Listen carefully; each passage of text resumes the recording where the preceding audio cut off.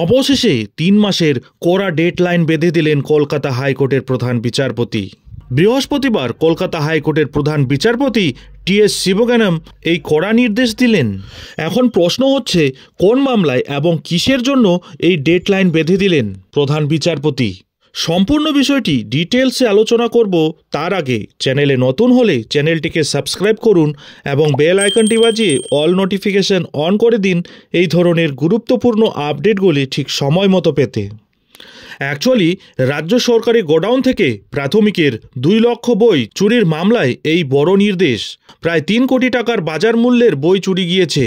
বৃহস্পতিবার সেই মামলায় কলকাতা হাইকোর্টে রিপোর্ট দেয় পুলিশ।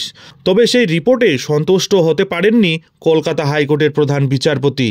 প্রসঙ্গত, এই ঘটনায় ধৃত দুজনকে আগেই গ্রেপ্তার করা হয়েছিল। এখন তারা জামিনে মুক্ত। এরপরে মামলাকারীরা সিবিআই তদন্তের আবেদন করেছিলেন, যাতে চুরি হওয়া বইয়ের কিনারা হতে পারে। পুলিশ কি পদক্ষেপ করেছে জানতে চাওয়া হলে কলকাতা হাইকোর্টকে রাজ্য জানিয়েছিল 2 জন অভিযুক্তকে গ্রেপ্তার করা হয়েছে। নভেম্বর মাসে চার্জশিট ফাইলও করা হয়েছে। ইসলামপুর প্রাইমারি স্কুলের বই চুরির ঘটনায় মামলা হয়েছিল কলকাতা হাইকোর্টে। এবার সেই মামলাতেই নতুন করে সিআইডিকে তদন্তের নির্দেশ দিয়েছেন প্রধান বিচারপতির ডিভিশন বেঞ্চ। সঙ্গে টাইট ডেডলাইনও বেঁধে দিয়েছেন প্রধান বিচারপতি। আদালতের চরম নির্দেশ, 3 মাসের মধ্যে তদন্ত শেষ করে রিপোর্ট জমা দিতে হবে সিআইডিকে। এদিকে 2022 সালের ডিসেম্বর মাসে উত্তর দিনাজপুর জেলার ইসলামপুরের স্কুল পরিদর্শকের অফিস থেকে প্রায় 2 লক্ষ বই চুরি হয়ে যায় বলে মারাত্মক অভিযোগ ওঠে, যার আর্থিক মূল্য প্রায় 3 কোটি টাকা। স্কুল পড়ুয়াদের শিক্ষার উন্নতির জন্য ওই বইগুলি রাজ্য শিক্ষা দপ্তর থেকে জেলা স্কুল পরিদর্শকের অফিসে আসে।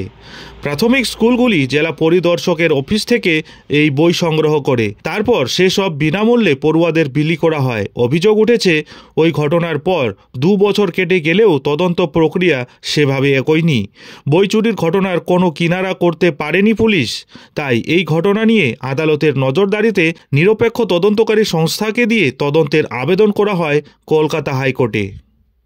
অন্যদিকে এই আবেদন করে জনস্বার্থ মামলাও করা হয়, যে মামলার আইনজীবী দেবাশিস বন্দ্যোপাধ্যায় এবং কার্তিক কুমার রায়। তাদের আবেদনের ভিত্তিতে কলকাতা হাইকোর্ট নির্দেশ দিয়েছে এডিজি সিআইডি একজন দক্ষ অফিসারকে দিয়ে এই মামলার তদন্ত করবে।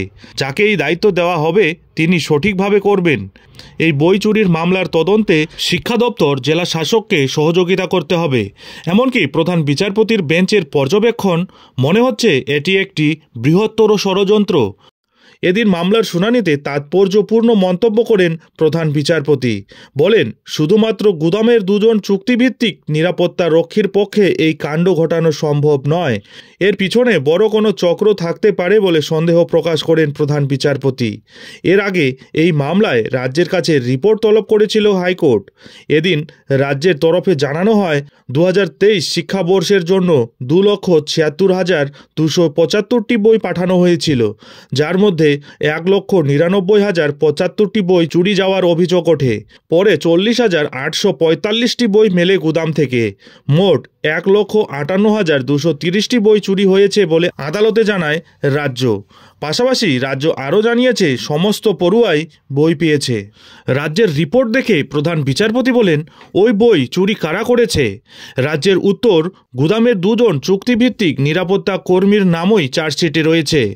এরপরই আশঙ্কা প্রকাশ করে চিফ জাস্টিস বলেন, এরা হয়তো গুদাম খুলে প্রক্রিয়াটা শুরু করেছে, কিন্তু নেপথ্যে অন্য কেউ রয়েছে। বিচারপতি আরও বলেন, সব মিলিয়ে 1,58,000 বই। এত সংখ্যক বই অটো বা রিক্সা করে নিয়ে যাওয়া সম্ভব নয়। কমপক্ষে 2টি ট্রাক লাগবে। আমার মনে হয় এই 2 জনকে বলির পাঠা বানানো হচ্ছে।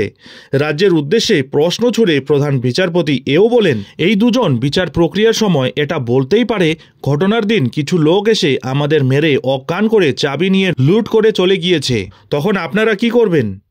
ইসলামপুরের সেই সরকারি নিয়ন্ত্রণাধীন গুদাম থেকে চুরির ঘটনায় এমনই প্রশ্ন ছুড়ে দিলেন কলকাতা হাইকোর্ট।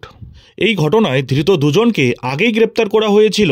মামলাকারীরা সিবিআই তদন্তের আবেদন করেছিলেন, যাতে চুরি হওয়া বইয়ের কিনারা হতে পারে। পুলিশ কি পদক্ষেপ করেছে জানতে চাওয়া হলে কলকাতা হাইকোর্টকে রাজ্য জানিয়েছিল 2 জন অভিযুক্তকে গ্রেপ্তার করা হয়েছে। নভেম্বর মাসে চার্জশিট ফাইল করা হয়েছে। অনেক বই উদ্ধারও হয়েছে, কিন্তু বিপুল পরিমাণ বই যেহেতু এখনও মেলেনি, তাই সিআইডি তদন্তের নির্দেশ দিল কলকাতা হাইকোর্টের প্রধান বিচারপতির বেঞ্চ।